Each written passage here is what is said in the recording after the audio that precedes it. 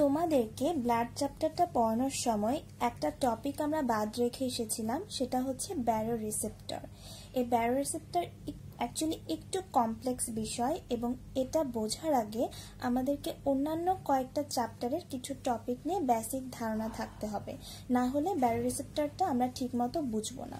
তো তার মধ্যে আমাদের ফার্স্টেই জানতে হবে হচ্ছে আমাদের যে অষ্টম অধ্যায় অর্থাৎ ব্রেইনের যে চ্যাপ্টারটা, সেটা নিয়ে আমাদের একটু বেসিক ধারণা থাকতে হবে। তো আমাদের অষ্টম অধ্যায় হচ্ছে মেইনলি সমন্বয় তন্ত্র। এই সমন্বয় তন্ত্র বা স্নায়ুতন্ত্র অ্যাকচুয়ালি কি? সমন্বয় তন্ত্র বা স্নায়ুতন্ত্র হচ্ছে আমাদের দেহের ভারসাম্য রক্ষাকারী বা সবকিছু নিয়ন্ত্রণের সাথে যেই অঙ্গতন্ত্রগুলো জড়িত, সেটাই হচ্ছে আমাদের সমন্বয় তন্ত্র বা স্নায়ুতন্ত্র। এই স্নায়ুতন্ত্রকে দুইটা ভাগে ভাগ করা যায়। একটা হচ্ছে কেন্দ্রীয় স্নায়ুতন্ত্র, আরেকটা হচ্ছে প্রান্তীয় স্নায়ুতন্ত্র। এই কেন্দ্রীয় স্নায়ুতন্ত্র, কেন্দ্রীয় ওয়ার্ডটা শুনলেই আমরা কিন্তু বুঝি যে আমাদের কোনো কিছুর একদম মেইন পার্ট বা মিডলে কেন্দ্র অবস্থায় আছে, এমন কিছুকে কিন্তু আমরা কেন্দ্র দিয়ে মিন করি। অর্থাৎ আমাদের মস্তিষ্ক বা আমাদের ব্রেইন এবং সুষুম্না কাণ্ড আমাদের বডির একদম মিডলে থাকে এবং এগুলা হচ্ছে আমাদের মেইন মানে স্নায়ুতন্ত্রের মেইন অর্গান। সেই জন্য এগুলাকে কেন্দ্রীয় স্নায়ুতন্ত্রের মধ্যে ফেলা হয়েছে। এখন আমরা একটু কেন্দ্রীয় স্নায়ুতন্ত্রের চিত্র দেখে আসি। এটা হচ্ছে আমাদের ব্রেইন। এই ব্রেনটা আমাদের মস্তিষ্কের যে খুলি বা করটিকা, সেটার ভিতরে সুরক্ষিত অবস্থায় থাকে। এই ব্রেইনের ঠিক নিচে একটা মোটা স্নায়ুতন্তু বের হয়, যেটা আমাদের মেরুদণ্ডের ভিতর সুরক্ষিত থাকে এবং মেরুদণ্ডের একদম শেষ প্রান্ত পর্যন্ত বিস্তৃত থাকে। এটাকে বলা হয় হচ্ছে সুষুম্না কাণ্ড বা স্পাইনাল কর্ড। তাহলে এই মেরুদণ্ড এবং এটার ঠিক মাঝখানে যে সুষুম্না কাণ্ডটা থাকে, এই দুটাকে আমরা বলি হচ্ছে আমাদের কেন্দ্রীয় স্নায়ুতন্ত্র। অর্থাৎ এই দুইটা মিলেই আমাদের কেন্দ্রীয় স্নায়ুতন্ত্র গঠিত হয়। আমরা একটু আমাদের ব্রেইনের কিছু পার্টের নাম জেনে আসি। আমাদের যে ব্রেইন থাকে সেটাকে মেইনলি তিনটা ভাগে ভাগ করা হয়। একটা হচ্ছে অগ্র মস্তিষ্ক, একটা মধ্য মস্তিষ্ক, একটা পশ্চাৎ মস্তিষ্ক। অগ্র মস্তিষ্কের আবার তিনটা ভাগ থাকে। কি কি? প্রথম ভাগটাকে বলা হয় হচ্ছে সেরেব্রাম, দ্বিতীয় ভাগটা হচ্ছে থ্যালামাস এবং তৃতীয় ভাগটা হচ্ছে হাইপোথ্যালামাস। তাহলে আমাদের যে অগ্র মস্তিষ্ক, সেটা সেরেব্রাম, থ্যালামাস, হাইপোথ্যালামাস এই তিনটা অংশ নিয়ে গঠিত। আর এই সেরেব্রাম হচ্ছে আমাদের মস্তিষ্কের সব থেকে বড় পার্ট এবং আমাদের মস্তিষ্কের যে টোটাল ওজন, সেটার 80% ক্যারি করে হচ্ছে এই সেরেব্রাম। তাহলে এই যে বাইরে পুরো একটা জায়গা দেখছি এরকম থলির মতো এরকম পেঁচানো অবস্থায় থাকে, যেটাকে আমরা অ্যাকচুয়ালি ব্রেইনের যখন আমরা ছবি দেখি তখন কিন্তু আমরা মেইনলি এটাই আমাদের চোখের সামনে ভেসে ওঠে। তাহলে এই পার্টটা হচ্ছে অ্যাকচুয়ালি আমাদের সেরেব্রাম। এবং এই সেরেব্রামের পর এখানে একটা গহ্বর থাকে, যে গহ্বরটাকে বলা হয় হচ্ছে থ্যালামাস। এই গহ্বরটা, এই গহ্বরের ঠিক নিচে থাকে হচ্ছে হাইপোথ্যালামাস।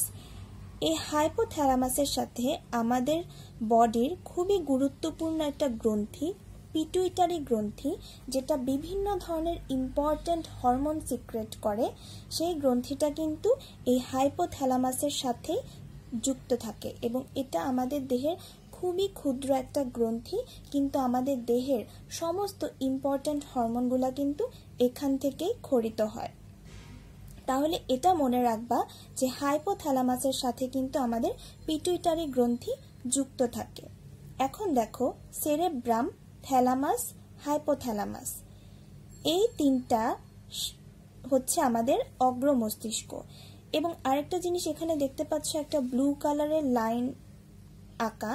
এই ব্লু লাইনটা হচ্ছে কর্পাস ক্যালোসাম। এটা অ্যাকচুয়ালি কি? এটা হচ্ছে একটা লিঙ্কার বা সংযুক্তকরণ। আমাদের যে সেরেব্রামটা, সেটা মেইনলি দুইটা ভাগে বিভক্ত, একটা ডান আর একটা বাম। তো এই ডান বামকে হচ্ছে যুক্ত করেছে এই কর্পাস ক্যালোসাম। যাই হোক, যখন তোমরা হচ্ছে এই চ্যাপ্টারটা পড়বা তখন আরো ডিটেইলসে হচ্ছে পড়বা। এখন আমি জাস্ট বেসিক ধারণা দিচ্ছি। অগ্র মস্তিষ্কের পরে আমাদের এখানে একটা গহ্বর থাকে, এই গহ্বরটাকে বলা হয় হচ্ছে, এই যে এই গহ্বরটাকে বলা হয় হচ্ছে মধ্য মস্তিষ্ক। এই মধ্য মস্তিষ্কটা কি করে, আমাদের অগ্র মস্তিষ্ক এবং পশ্চাৎ মস্তিষ্ককে যুক্ত করে। পশ্চাৎ মস্তিষ্করও আবার সেম ভাবে তিনটা অংশে বিভক্ত। কি কি? প্রথম ভাগটা হচ্ছে সেরেবেলাম, তারপরে হচ্ছে পন্স, তারপরে হচ্ছে মেডুলা অবলঙ্গটা। এই দেখো এখানে একটা ডিম্বাকার অবস্থায় থলির মতো একটা জায়গায় এই যে ফুলের মতো একটা জিনিস দেখতে পাচ্ছি, এটা হচ্ছে সেরেবেলাম।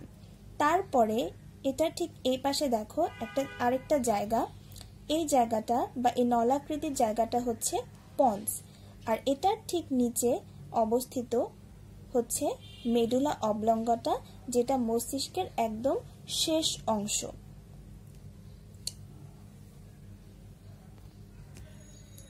এই মেডুলা অবলঙ্গটার ঠিক পরেই আমাদের সুষুম্না কাণ্ড শুরু হয়। এখন এটা হলো আমরা কেন্দ্রীয় স্নায়ুতন্ত্র নিয়ে বেসিক ধারণা পেলাম। এরপর দেখো আমাদের আছে হচ্ছে প্রান্তীয় স্নায়ুতন্ত্র। এই প্রান্তীয় স্নায়ুতন্ত্রকে আবার দুই ভাগে ভাগ করা হয়, একটা হচ্ছে ঐচ্ছিক আর একটা স্বয়ংক্রিয়। এই ঐচ্ছিকটা আমাদের খুব ভালোভাবে পড়া লাগবে। ঐচ্ছিকটা অ্যাকচুয়ালি কি, আমাদের যে ব্রেইন সেখান থেকে এপাশ থেকে 12টা আবার এপাশ থেকে 12টা, টোটাল 12 জোড়া করটিক স্নায়ু বের হয়। আবার এই দেখো মস্তিষ্ক থেকে 12 জোড়া করটিক স্নায়ু। তারপর আমাদের যে সুষুম্না কাণ্ড থাকে, এই সুষুম্না কাণ্ড থেকে আবার এপাশে 31টা, এপাশে 31টা, টোটাল 31 জোড়া সুষুম্না স্নায়ু বের হয়। এই যে করটিক স্নায়ু এবং সুষুম্না স্নায়ু, এগুলাকে কিন্তু আমরা প্রান্তীয় স্নায়ুতন্ত্রের মধ্যে ফেলি, অর্থাৎ ঐচ্ছিক ভাগে। মানে কি, এগুলা দেখো পাশে বিস্তৃত, কেন্দ্রীয় স্নায়ুতন্ত্রের দুই পাশে বিস্তৃত, সেজন্যই কিন্তু এগুলো প্রান্তীয়। আর এই যে 12 জোড়া করটিক স্নায়ু, এই 12 জোড়া করটিক স্নায়ুর নাম, কাজ সবগুলো কিন্তু তোমাদের অষ্টম অধ্যায় লেখা আছে, এবং এই 12 জোড়া করটিক স্নায়ুর সবগুলা কিন্তু মুখস্থ করতে হয় কাজ সহ। তোমরা যখন চ্যাপ্টারটা পড়বা তখন হচ্ছে আমাকে একটু ইনফর্ম করো, আমি তোমাদেরকে কিছু ছন্দ দিয়ে দিব, যেগুলা দিয়ে হচ্ছে এই 12 জোড়া করটিক স্নায়ুর নাম এবং কাজ ইজিলি মনে রাখতে পারবা। তারপর এই যে মস্তিষ্কর হচ্ছে প্রত্যেকটা ভাগ, সেরেব্রাম, থ্যালামাস, হাইপোথ্যালামাস, এগুলার কাজও কিন্তু পড়তে হয়। এই কাজগুলাও হচ্ছে তোমরা যখন পড়বা আমাকে মনে করাই দিও, আমি হচ্ছে কিছু শর্টকাট ছন্দ দিয়ে দিব, যেগুলা দিয়ে তোমরা কাজ মনে রাখতে পারবা। এরপর দেখো এই ঐচ্ছিক স্নায়ুতন্ত্রের পরে আসতেছে হচ্ছে স্বয়ংক্রিয় স্নায়ুতন্ত্র। এই স্বয়ংক্রিয়টা অ্যাকচুয়ালি কি, এই প্রান্তীয় স্নায়ুতন্ত্র থেকে আবার কতগুলো স্নায়ু বের হয়, আবার এখান থেকেও আরো কিছু স্নায়ু বের হয়, যেগুলো হচ্ছে আমাদের দেহের বিভিন্ন অনৈচ্ছিক অর্গান, যেরকম মনে করো আমাদের হার্ট বা আরো হচ্ছে আমাদের পরিপাক সাথে যেসব অর্গান জড়িত, সেগুলাতে কিন্তু যুক্ত থাকতে পারে। সেগুলাকে বলা হয় হচ্ছে, দেখো, কেন্দ্রীয় ও প্রান্তীয় থেকে সৃষ্ট অনৈচ্ছিক গঠনের সাথে সম্পর্কযুক্ত আরও যেসব এক্সট্রা স্নায়ু থাকে, সেগুলাকে আমরা স্বয়ংক্রিয় স্নায়ু বলি। এগুলা ছাড়া মেইন এই যে 12টা করটিক স্নায়ু, 12 জোড়া করটিক স্নায়ু এবং 31 জোড়া করটিক স্নায়ু, সব কিন্তু আমাদের ঐচ্ছিক স্নায়ুতন্ত্রের অন্তর্ভুক্ত। আর দেখো এখানে কিন্তু 12 জোড়া বলা হচ্ছে, তাহলে টোটাল করটিক স্নায়ু কতগুলো? টোটাল করটিক স্নায়ু কিন্তু 24টা। আর টোটাল সুষুম্না স্নায়ু কতটুকু? টোটাল সুষুম্না স্নায়ু হচ্ছে আমাদের 62টা। এগুলা হচ্ছে এইভাবে যখন পড়বা তখন কিন্তু মনে রাখবা, বইয়ে কিন্তু 62টা বা 24টা উল্লেখ করা নাই। বইয়ে কোনো কোনো জায়গায় দেখবা জোড়া লেখা, কোনো কোনো জায়গায় দেখবা সংখ্যায় লেখা। তো এগুলা হচ্ছে নিজেরা যখন পড়বা তখন ওইভাবে পড়বা। আর এই 12 জোড়া করটিক স্নায়ু এখন পড়তে হবে না, এখন তো আমরা রক্ত পড়ছি, ব্যারোরিসেপ্টর। তো এটার ক্ষেত্রে আমাদের যেসব টার্ম মনে রাখতে হবে, এই 12 জোড়ার মধ্যে 9 এবং 10 নাম্বার স্নায়ুটা হচ্ছে গ্ল্যাসোফ্যারেঞ্জিয়াল এবং 10 নাম্বারটা হচ্ছে ভেগাস। আর এই মস্তিষ্কের শেষ অংশ মেডুলা অবলঙ্গটা, আর অগ্র মস্তিষ্কের শেষ অংশ হাইপোথ্যালামাস, এই চারটা নাম হচ্ছে আমাদের ব্যারোরিসেপ্টর পড়ার ক্ষেত্রে মনে রাখতে হবে। অর্থাৎ আমাদের করটিক স্নায়ুর 9 এবং 10 নাম্বার, গ্লাসোফ্যারেঞ্জিয়াল স্নায়ু, ভেগাস স্নায়ু এবং অগ্রমস্তিষ্কের শেষ অংশ হাইপোথ্যালামাস এবং পশ্চাৎ মস্তিষ্কের শেষ অংশ মেডুলা অবলঙ্গটা। এই চারটা ওয়ার্ড হচ্ছে আমাদের ব্যারোরিসেপ্টর পড়ার ক্ষেত্রে মনে রাখতে হবে। আচ্ছা, আমরা এখন আসি ব্যারোরিসেপ্টরে। What is baroreceptor? ব্যারোরিসেপ্টর হচ্ছে আমাদের রক্তবাহিকা বা রক্তনালীর প্রাচীরে বিশেষ সংবেদী স্নায়ু প্রান্ত। আমরা একটু আগে স্নায়ুতন্তু সম্পর্কে জেনে আসছি। এই যে প্রান্তীয় স্নায়ুতন্ত্র, সেগুলো কি আমাদের সারা দেহে বিস্তৃত থাকতেছে। এই যে প্রান্তীয় স্নায়ুতন্তু, এই মনে করো এটা হচ্ছে একটা প্রান্তীয় স্নায়ুতন্তু। এই প্রান্তীয় স্নায়ুতন্তুটার যে শেষ প্রান্ত সেটা হচ্ছে স্নায়ু প্রান্ত।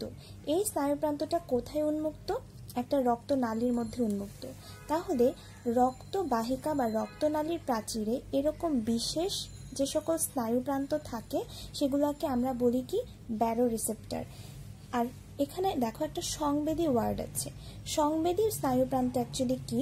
যে সকল স্নায়ু প্রান্ত স্নায়ু উদ্দীপনা বহন করে মস্তিষ্কে নিয়ে যায় সেগুলোকে আমরা সংবেদী স্নায়ু প্রান্ত বলি। আর এই ব্যারোরিসেপ্টর বা এই সংবেদী স্নায়ু প্রান্তগুলোর অ্যাকচুয়ালি কাজ কি? এগুলোর কাজ হচ্ছে আমাদের রক্তচাপ পরিবর্তনে বিশেষভাবে সাড়া দেওয়া। আমরা জানি আমাদের যে মহাধমনী থাকে সেখান থেকে অক্সিজেনযুক্ত রক্ত বের হয় এবং সারা দেহে সেই অক্সিজেনযুক্ত রক্ত ধমনীর মাধ্যমে বিভিন্ন অঙ্গতে ছড়িয়ে পড়ে।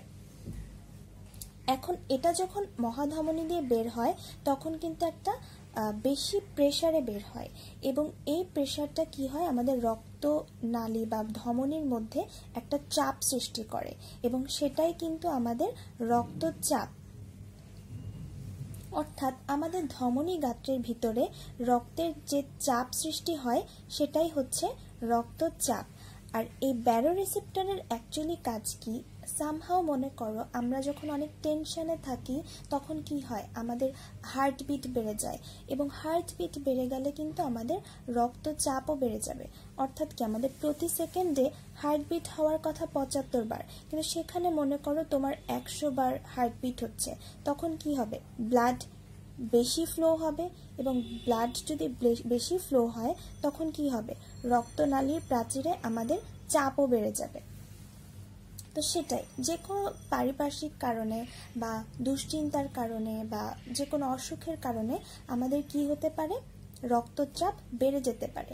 আবার মনে করো তুমি সারাদিন কোনো খাবার খাচ্ছ না ভালো মতো, তো তখন কি হতে পারে? তোমার রক্তচাপ কমে যেতে পারে। তো এগুলো কিছু স্বাভাবিক ঘটনা। আমাদের কোনো কারণে ব্লাড প্রেশার বেড়ে যায়, আবার কোনো কারণে স্বাভাবিক অবস্থাতে আমাদের ব্লাড প্রেশার কমে যায়। যখন আমরা অনেক বেশি পরিশ্রম করি কিন্তু সেই অনুযায়ী খাবার খাই না তখন কিন্তু আমাদের রক্তচাপ কমে যেতে পারে। এখন এরকম অবস্থাতে আমাদের বডির বা রক্ত সংবহন তন্ত্রের কিছু নিজস্ব সিস্টেম আছে যে সিস্টেমের মাধ্যমে রক্ত সংবহন তন্ত্র নিজেই একটা বিশেষ প্রক্রিয়ার মাধ্যমে রক্তচাপকে কন্ট্রোল করতে পারে, অর্থাৎ নিয়ন্ত্রণ করে স্বাভাবিক অবস্থায় আনতে পারে। আর এগুলো কিছু এই সংবেদী স্নায়ুপ্রান্তের মাধ্যমেই হয়ে থাকে। আর এই স্নায়ুপ্রান্তগুলোকে আমরা বলি হচ্ছে ব্যারোরিসেপ্টর। এই ব্যারোরিসেপ্টর আমাদের বডিতে দুই রকমের, একটা হচ্ছে উচ্চচাপ ব্যারোরিসেপ্টর, আরেকটা হচ্ছে নিম্ন চাপ ব্যারোরিসেপ্টর। এখন আমরা একটু ব্যারোরিসেপ্টরের ছবি দেখে আসি। এই দেখো, এটা হচ্ছে আমাদের ব্রেইন, ঠিক আছে? অগ্রমস্তিষ্ক, পশ্চাৎ মস্তিষ্ক। এই নিচের এই পার্টটা হচ্ছে মেডুলা অবলঙ্গটা, যেটা আমরা দেখে আসলাম একটু আগে। এটা হচ্ছে আমাদের হার্ট। আমরা জানি হার্ট থেকে হচ্ছে আমাদের মহাধমনী বের হয়। এই দেখো, এটা হচ্ছে অ্যাকচুয়ালি মহাধমনী। এই মহাধমনী দেখো একটু রাউন্ড শেপের হয়ে থাকে। এই যে রাউন্ড শেপের এই জায়গাটাকে বলা হয় হচ্ছে অ্যাওর্টিক আর্চ। আমরা জানি মহাধমনীর ইংলিশ নাম হচ্ছে অ্যাওর্টা। তাহলে সেখান থেকে এই যে বাঁকানো অংশটা, এটাকে বলা হয় হচ্ছে অ্যাওর্টিক আর্চ। এখান থেকে দুইটা ধমনী বের হয়ে মস্তিষ্কর দিকে প্রবাহিত হয়। এই দুইটা ধমনী কি কি? একটা হচ্ছে ডান ক্যারোটিড ধমনী আর একটা হচ্ছে বাম ক্যারোটিড ধমনী। এই যে এই দুইটা। এখন দেখো এখান থেকে আমরা যে কালো কালারের যে বর্ডারটা এঁকেছি এটা হচ্ছে একটা স্নায়ু। কোন স্নায়ু? একটু আগে আমরা একটা স্নায়ুর নাম পড়ে আসছি, ভেগাস, 10 নাম্বার স্নায়ু। এইটা হচ্ছে ভেগাস স্নায়ু, যেটা সরাসরি মেডুলা অবলঙ্গটার সাথে যুক্ত। তারপরে আরেকটা স্নায়ুর আমরা 9 নাম্বার পড়ে আসছিলাম, গ্ল্যাসোফ্যারেঞ্জিয়াল স্নায়ু। এটাও দেখো, এটাও হচ্ছে এরকম পাশে বিস্তৃত, এটা কিন্তু মেডুলা অবলঙ্গটার সাথে জড়িত। এবং এই গ্ল্যাসোফ্যারেঞ্জিয়াল স্নায়ু থেকে একটা স্নায়ু প্রান্ত এসে যুক্ত হয় হচ্ছে এই ক্যারোটিড ধমনীতে, এখানে একটা, এখানে একটা। এগুলাকে আমরা বলি হচ্ছে ক্যারোটিড ব্যারোরিসেপ্টর। আবার এই ভেগাস স্নায়ুর একটা প্রান্ত এসে যুক্ত হয় হচ্ছে এই অ্যাওর্টিক আর্চে, সেটাকে আমরা বলি হচ্ছে অ্যাওর্টিক ব্যারোরিসেপ্টর। তাহলে এই দুইটা হচ্ছে মেইনলি আমাদের উচ্চ চাপ ব্যারোরিসেপ্টর। এগুলোর অবস্থান তাহলে কোথায়? একটা হচ্ছে অ্যাওর্টিক আর্চে আর একটা হচ্ছে ক্যারোটিড ধমনীতে। এখন এটা কিভাবে কাজ করে আমরা সেটা পড়ব। দেখো, যখন আমাদের রক্তচাপ বেড়ে যায়, মনে করো তুমি খুব দুশ্চিন্তা করছো, তোমার রক্তচাপ বেড়ে গিয়েছে, তখন কি হবে? এই ব্যারোরিসেপ্টরগুলা উদ্দীপ্ত হবে। এই ব্যারোরিসেপ্টরগুলা উদ্দীপ্ত হয়ে উদ্দীপনা আমাদের এই স্নায়ুর মাধ্যমে মেডুলা অবলঙ্গটায় সঞ্চালন করবে। উদ্দীপনা মেডুলা অবলঙ্গটায় সঞ্চালিত হবে। এই মেডুলার মধ্যে একটা অংশ থাকে, যে অংশটাকে বলা হয় হচ্ছে ভ্যাসোমোটর। এই ভ্যাসোমোটরের কাজ হচ্ছে আমাদের হৃৎপিণ্ডকে নির্দেশ প্রদান করা। এই ভ্যাসোমোটরের তখন কি হবে? দমিত হয়ে যাবে, অর্থাৎ কাজ করা অফ করে দেবে। দমিত হওয়া মানে কি? কাজ করা অফ করে দেওয়া বা নির্দেশ প্রদান করা বন্ধ করে দেওয়া বা কমায় দেওয়া। তো ভ্যাসোমোটর যখন দমিত হয়ে যাবে, ও যদি হার্টকে ঠিকমতো নির্দেশ না দেয়, হার্ট কি করবে? হৃদস্পন্দন কমিয়ে দিবে বা হৃৎপিণ্ডের ক্রিয়া কমিয়ে দেবে। দেখো, ভ্যাসোমোটর যখন দমিত হবে, ফলে হৃৎপিণ্ডের ক্রিয়া হ্রাস পাবে। এখন হৃৎপিণ্ড যদি কম পাম্প করে, তখন কি হবে? রক্ত ধমনী দিয়ে কম প্রবাহিত হবে। তখন কি হবে? রক্তচাপ কমে যাবে। রক্তচাপ কমে গিয়ে রক্তচাপের অবস্থা স্বাভাবিক হয়ে যাবে। তাহলে রক্তচাপ যখন বেড়ে যাবে, তখন আমাদের বডিতে এই স্নায়ু প্রান্তগুলা এই ধরনের কাজ করে। এখন আরেকটা জিনিস দেখো, এখানে আমরা মোটর পড়ে আসছি, এখানে আমরা সংবেদী পড়ে আসছি। আমাদের বডিতে সংবেদী স্নায়ু বলতে আমরা অ্যাকচুয়ালি বুঝি সংজ্ঞাবাহী বা অনুভূতিবাহী স্নায়ু। অর্থাৎ আমাদের উদ্দীপনা বিভিন্ন অঙ্গ থেকে যখন কেন্দ্রীয় স্নায়ুতন্ত্র, মস্তিষ্ক বা সুষুম্নাকাণ্ডে পরিবাহিত হয়, সেগুলো হচ্ছে সংবেদী স্নায়ু। যেমন এটা ছিল সংবেদী স্নায়ু। এটা কি করছে? আমাদের একটা অর্গান থেকে স্নায়ু উদ্দীপনা বহন করে মস্তিষ্কে নিয়ে যাচ্ছে। আবার এখানে মেডুলা অবলঙ্গটায় যে ভ্যাসোমোটর আছে, সেটা কি করছে? স্নায়ু উদ্দীপনা অঙ্গতে পরিবহন করছে। তাহলে উদ্দীপনা যদি কেন্দ্রীয় স্নায়ুতন্ত্র থেকে, অর্থাৎ ব্রেইন বা সুষুম্না কাণ্ড থেকে বিভিন্ন অঙ্গতে পরিবাহিত হয়, তখন সেটাকে আমরা চেষ্টীয় বা মোটর স্নায়ু বলি। এটার আরেকটা নাম হচ্ছে বহির্বাহী বা আজ্ঞাবাহী। এই জিনিসগুলো সব তোমাদের অষ্টম অধ্যায়ে লেখা আছে। এখন দেখো, আমরা একটু আগে পড়ে আসছি হলো রক্তচাপ যদি বেড়ে যায় তখন কি ধরনের ঘটনা ঘটে। এখন আমরা দেখব যদি রক্তচাপ কমে যায় তখন উচ্চচাপ ব্যারোরিসেপ্টর কি ধরনের কাজ করবে। যদি রক্তচাপ কমে যায় তখন কি হবে? সেইমভাবে ব্যারোরিসেপ্টরগুলো উদ্দীপ্ত হবে এবং সেই উদ্দীপনা ভেগাস স্নায়ু এবং গ্ল্যাসোফ্যারেঞ্জিয়াল স্নায়ুর মাধ্যমে মেডুলায় জড়ো হবে। মেডুলায় জড়ো হওয়ার পর মেডুলা কি করবে? সাথে সাথে আমাদের হৃৎপিণ্ডের যে বিভিন্ন বিভিন্ন নালী আছে বা রক্তবাহিকা আছে সেখানে কি করবে, নির্দেশ পাঠাবে। নির্দেশ পাঠানোর সঙ্গে সঙ্গে কি হবে, হৃদস্পন্দন বেড়ে যাবে। হৃদস্পন্দন বেড়ে গেলে তখন কি হবে, রক্তচাপ বেড়ে যাবে এবং রক্তচাপ বেড়ে গিয়ে রক্তচাপ স্বাভাবিক অবস্থায় চলে আসবে। অর্থাৎ রক্তচাপ যখন কমে যাবে তখন একটা বিশেষ প্রক্রিয়ার মাধ্যমে এই স্নায়ু প্রান্তগুলো রক্তচাপ বাড়িয়ে রক্তচাপ স্বাভাবিকে নিয়ে আসবে। আবার যদি রক্তচাপ বেড়ে যায় তখন কি হবে, এই বিশেষ প্রক্রিয়ার মাধ্যমে রক্তচাপ কমিয়ে রক্তচাপ স্বাভাবিক অবস্থায় নিয়ে আসবে। আর এগুলো কে করছে, এই ব্যারোরিসেপ্টরগুলো করছে। আচ্ছা, এখন আমাদের আরেক ধরনের ব্যারোরিসেপ্টর পড়া বাকি, সেটা হচ্ছে নিম্নচাপ ব্যারোরিসেপ্টর। এটা পড়ার আগে আমাদেরকে একটু আরেকটা চ্যাপ্টারের আরেকটা টপিক নিয়ে পড়ে আসতে হবে, সেটা হচ্ছে আমাদের ষষ্ঠ চ্যাপ্টারের বৃক্ক বা রেটনতন্ত্র নিয়ে একটু জেনে আসতে হবে। এটা ক্লাস 9-10-এও আশা করি তোমরা অনেক ভালো মতো পড়ছিলা, কারণ এটা খুবই ইজি চ্যাপ্টার ছিল 9-10-এ। মানে আমার ফ্রেন্ড যারা ছিল তারা সবাই এই চ্যাপ্টারটা অনেক ভালো পারতে, ইভেন আমি নিজেও ভালো পারতাম, কারণ এটা খুব ইজি একটা চ্যাপ্টার। এটা আমরা 9-10-এও পড়ে আসছি এবং এটা কিন্তু ইন্টারেও খুবই ইম্পর্টেন্ট।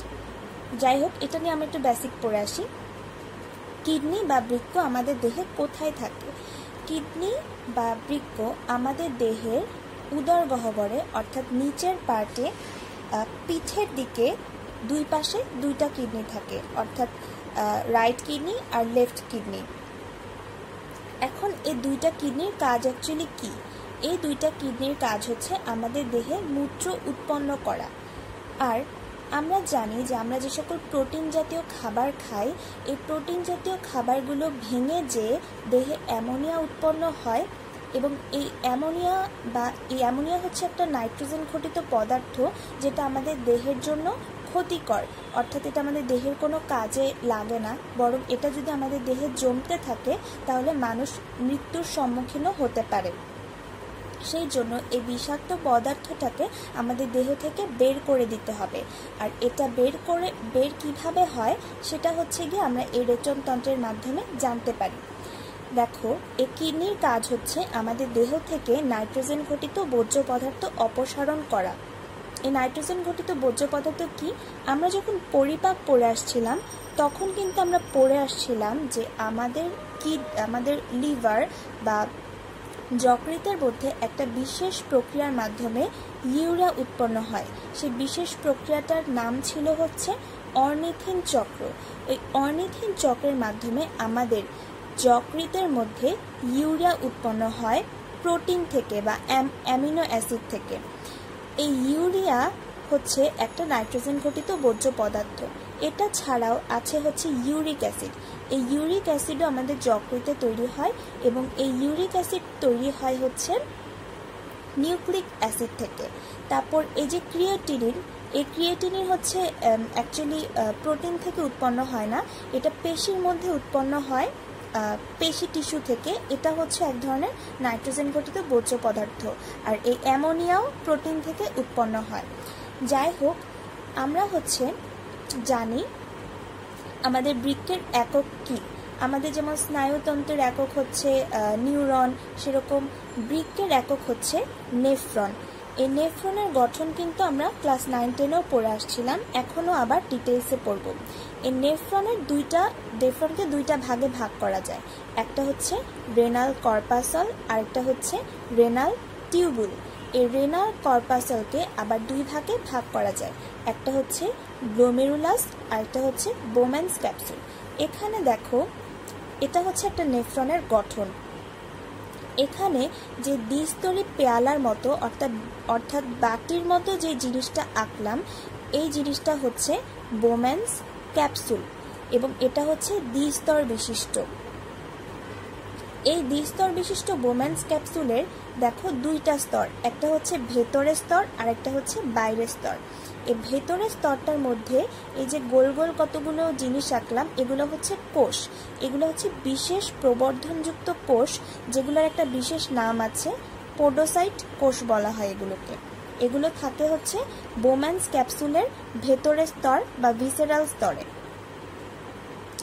এরপরে দেখো এই গ্লোমেরুলাস কি।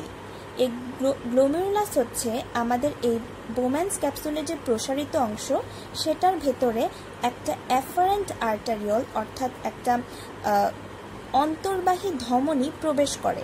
অর্থাৎ এই অ্যাফারেন্ট আর্টারিওলটা এই গ্লোমেরুলাসের ভেতর বা বোম্যান্স ক্যাপসুলের ভেতরে প্রবেশ করে এটা 50 থেকে 60টা ক্ষুদ্র কৈশিক জালিকায় বিভক্ত হয়ে যায়। বিভক্ত হয়ে কৈশিক জালিকাগুলো আবার মিলিত হয়ে এগুলো ইফারেন্ট আর্টারিওল গঠন করে। ইফারেন্ট আর্টারিওল গঠন করে এখান থেকে গ্লোমেরুলাস থেকে বের হয়ে যায়। এই যে 50 থেকে 60টা ক্ষুদ্র কৈশিক জালিকা এখানে থাকে, সেগুলোকেই বলা হয় হচ্ছে গ্লোমেরুলাস।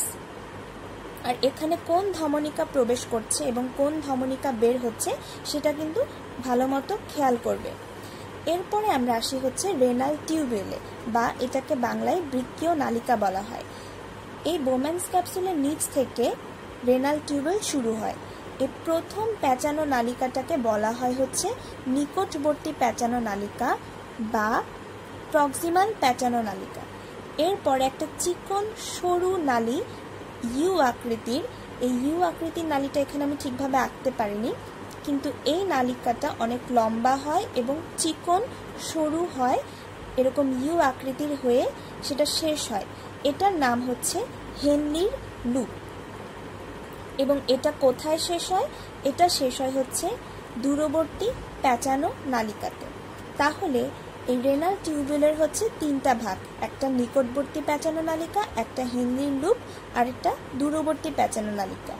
এটাই সে যুক্ত হয় হচ্ছে সংগ্রাহী নালিকাতে। এখন এই নেফ্রনের অ্যাকচুয়ালি কাজ কি? এই নেফ্রনের কাজ হচ্ছে মূত্র উৎপন্ন করা রক্ত পরিশ্রুতকরণের মাধ্যমে। আমাদের দেহে প্রতি মিনিটে এই নেফ্রনের ভেতর রক্ত প্রবাহিত হয়।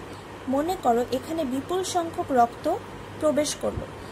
প্রবেশ করার পরে এই কৈশিক জালিকার ভেতর দিয়ে যখন এরা প্রবেশ করবে তখন কি হবে? এটা ছাঁকনির মতো কাজ করে।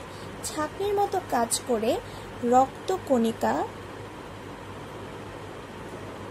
এবং রক্ত রসের মধ্যে যে প্লাজমা প্রোটিন থাকে, এই 2টা জিনিস বাদে বাকি সব কিছু এই বোম্যান্স ক্যাপসুলে প্রবেশ করে। এই রক্তকণিকা এবং প্লাজমা প্রোটিন আকারে বড় হওয়ার কারণে এগুলো ছাঁকনির মাধ্যমে এখানে প্রবেশ করতে পারে না।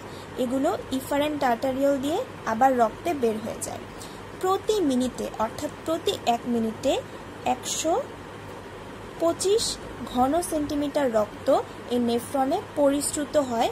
পরিশ্রুত হয়ে 125 ঘন সেন্টিমিটার তরল পদার্থ, যেটার নাম হচ্ছে গ্লোমেরুলাস ফিল্ট্রেট, অর্থাৎ রক্তটা পরিশ্রুতকরণের পরে রক্তের মধ্যে আরও যে সকল উপাদান থাকে, যেমন এই ইউরিয়া, ইউরিক অ্যাসিড, এগুলো মিশ্রিত অবস্থায় থাকে, এছাড়া পানি থাকে, গ্লুকোজ থাকে, এগুলো সব কি হয়? এখানে এসে জমা হয় এবং সেটার পরিমাণ হচ্ছে 125 ঘন সেন্টিমিটার। এরপরে এটা কি হয়? এই নিকটবর্তী প্যাঁচানো নালিকায় আসে। এই নিকটবর্তী প্যাঁচানো নালিকা এবং এই সমগ্র রেনাল টিউবিউলের চারপাশে অসংখ্য আরও ক্ষুদ্র ক্ষুদ্র রক্ত নালিকা থাকে। এখন দেখো, এই প্রতি মিনিটে আমাদের দেহে যদি 125 ঘন সেন্টিমিটার মূত্র উৎপন্ন হতো, তাহলে কি হতো? আমাদের দেহে কিন্তু ডিহাইড্রেশন দেখা দিত, অর্থাৎ আমাদের দেহের সমস্ত পানি কিন্তু মূত্রের মাধ্যমে বের হয়ে যেত। কিন্তু সেটা কিন্তু আসলে হয় না। এটার কারণ কি? এই নিকটবর্তী প্যাঁচানো নালিকায় যখন এতগুলো তরল পদার্থ এসে জমা হয়, আবার 124 ঘন সেন্টিমিটার তরল পদার্থ বা ইম্পর্টেন্ট তরল পদার্থ, যেগুলা আমাদের রক্তের মধ্যে কিন্তু আরও বিভিন্ন প্রয়োজনীয় উপাদান থাকে, যেমন পানি, গ্লুকোজ, তারপর বিভিন্ন ধরনের আয়ন। এই আয়নগুলো কিন্তু এই 125 ঘন সেন্টিমিটার তরলের মধ্যে এখানে প্রবেশ করে। এখন এগুলো আমাদের দেহের জন্য দরকার। তখন কি হয়? পুনঃশোষণ প্রক্রিয়ার মাধ্যমে এই যে প্যাঁচানো নালিকা, এই প্যাঁচানো নালিকা দিয়ে 124 ঘন সেন্টিমিটার তরল পদার্থই আবার রক্তে ব্যাক করে। এই প্রক্রিয়াটাকে বলা হয় হচ্ছে পুনঃশোষণ প্রক্রিয়া। তাহলে দেখো 125 ঘন সেন্টিমিটার তরল পরিশ্রুত এখানে জমা হয়, সেখান থেকে 124 ঘন সেন্টিমিটারই বের হয়ে যায়। তাহলে শেষে এই এই প্রসেস শেষে মূত্র উৎপন্ন হয় মাত্র 1 ঘন সেন্টিমিটার।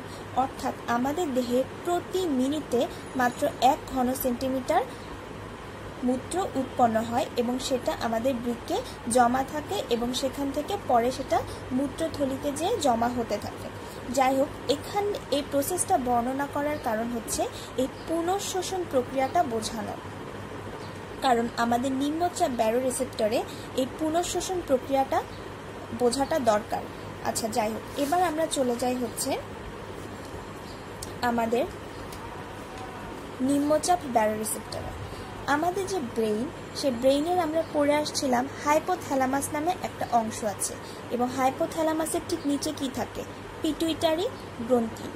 এই হাইপোথ্যালামাস থেকে একটা খুবই গুরুত্বপূর্ণ হরমোন বের হয়, সেই হরমোনটার নাম হচ্ছে ADH হরমোন এবং এই হরমোনটার পুরো নাম হচ্ছে অ্যান্টি ডাইউরেটিক হরমোন এবং এই হরমোনটাকে ভ্যাসোপ্রেসিনও বলা হয়। অনেক সময় পরীক্ষায় তোমাকে এভাবে দিয়ে দিতে পারে যে নিচে কোনটা ভ্যাসোপ্রেসিন হরমোন, তখন তোমাকে ADH দাগাতে হবে, বা ADH দিয়ে বলতে পারে ADH এর আরেকটা নাম কি, তখন তোমাকে ভ্যাসোপ্রেসিন দাগাতে হবে। এটা খুবই ইম্পর্ট্যান্ট একটা হরমোন, এটা আমাদের অনেকগুলো চ্যাপ্টারে এই হরমোনটার কথা লেখা আছে। রেচনতন্ত্রে লেখা আছে, রক্তর চ্যাপ্টারে লেখা আছে, তারপর তুমি স্নায়ুতন্ত্র চ্যাপ্টারেও কিন্তু এই হরমোনটার নাম লেখা আছে। যাই হোক, নিম্নচাপ ব্যারোরিসেপ্টরকে আয়তন রিসেপ্টরও বলা হয়, কারণ একটু আগে আমরা যখন উচ্চচাপ ব্যারোরিসেপ্টর পড়ে আসছিলাম তখন কিন্তু আমরা দেখছি যে কতগুলো স্নায়ু প্রান্তের মাধ্যমে হচ্ছে রক্তচাপ নিয়ন্ত্রণে আসে। দুইটা হচ্ছে স্নায়ু প্রান্তের কথা আমরা পড়ে আসছিলাম, একটা হচ্ছে ক্যারোটিড আরেকটা হচ্ছে অ্যাওর্টিক। এখন এখানে দেখো, এখানে কিছু স্নায়ু প্রান্ত থাকে যেগুলা দেহের কোন জায়গায় অবস্থিত সেটা তোমাকে জানতে হবে, কারণ তোমাকে প্রশ্নে দিয়ে দিতে পারে যে নিচের কোনটা নিম্নচাপ ব্যারোরিসেপ্টর বা নিম্নচাপ ব্যারোরিসেপ্টর নিচের কোথায় থাকে।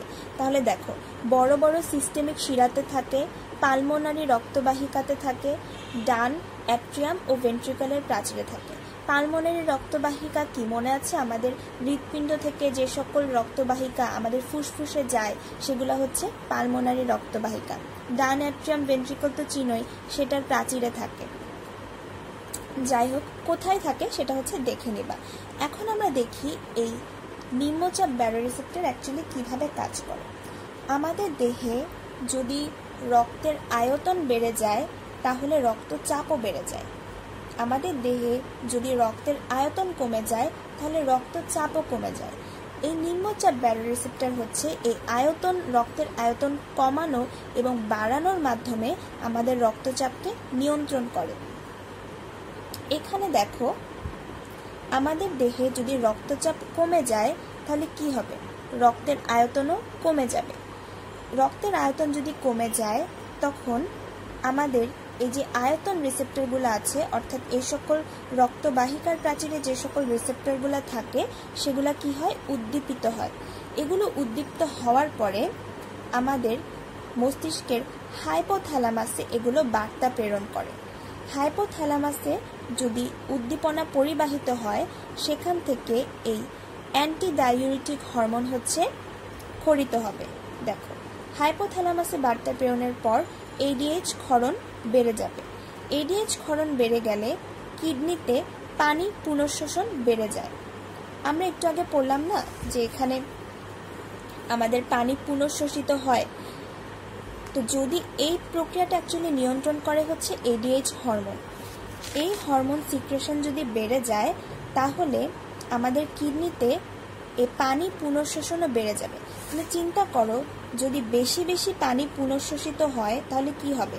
আমাদের পানি তো রক্তে ব্যাক করছে, তো পানি রক্তে ব্যাক করলে কি হবে?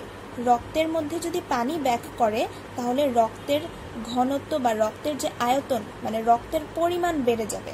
তো রক্তের পরিমাণ বেড়ে গেলে কি হবে? রক্তের আয়তন যদি বেড়ে যায় রক্তচাপও বেড়ে যাবে। ফলে কি হবে? আমাদের যে রক্তচাপ কমে গিয়েছিল সেটা স্বাভাবিক হয়ে যাবে। সেম ভাবে যদি আমাদের রক্তচাপ সামহাও বেড়ে যায় তখন কি হবে, ঠিক এই প্রসেসটার উল্টা প্রসেস হবে, আমাদের এডিএইচ ক্ষরণ কমে যাবে। মানে আয়তন রিসেপ্টর তো উদ্দীপ্ত হবে, সেটা হাইপোথ্যালামাসে কি করবে, বার্তা প্রেরণ করা কমায় দিবে, তখন কি হবে, এডিএইচ ক্ষরণও কমে যাবে। এডিএইচ ক্ষরণ যদি কমে যায় তাহলে পানি পুনঃশোষণও কমে যাবে, অর্থাৎ এখানে বেশি বেশি পানি বের হবে না। পুনঃশোষণ কমে গেলে কি হবে, আমাদের বেশি মূত্র তৈরি হবে, তখন 1 ঘন সেন্টিমিটারের বদলে আরেকটু বেশি তৈরি হতে পারে। যাই হোক, পানি পুনঃশোষণ যদি কমে যায় তখন কিন্তু আমাদের কম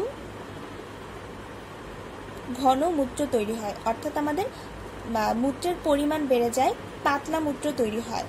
এবং পানি পুনঃশোষণ কমে গেলে আমাদের রক্তের আয়তনও কমে যাবে, রক্তের আয়তন কমে গেলে আমাদের রক্তচাপও কমে যাবে। তাহলে দেখো, এই নিম্নচাপ রিসেপ্টর কিন্তু আমাদের যে রেচনতন্ত্র সেখানেও হেল্প করছে, আবার রক্ত সংবহন তন্ত্রেও হেল্প করছে। তাই এটা খুবই ইম্পর্টেন্ট একটা রিসেপ্টর। এবং এই যে প্রসেসটা আমরা এতক্ষণ পড়লাম এগুলো একটু কমপ্লেক্স, তাই তোমরা দরকার হলে ভিডিওটা 2 বার দেখবা এবং সাথে বইও পড়বা। তারপরে যদি কিছু বুঝতে না পারো আমাকে জিজ্ঞাসা করবা, আমি ট্রাই করবো তোমাদেরকে বুঝাই দেওয়ার। বাট আই গেস এই ভিডিওটা 2 বার দেখলেই তোমরা পুরাটা ক্লিয়ার হয়ে যাবে।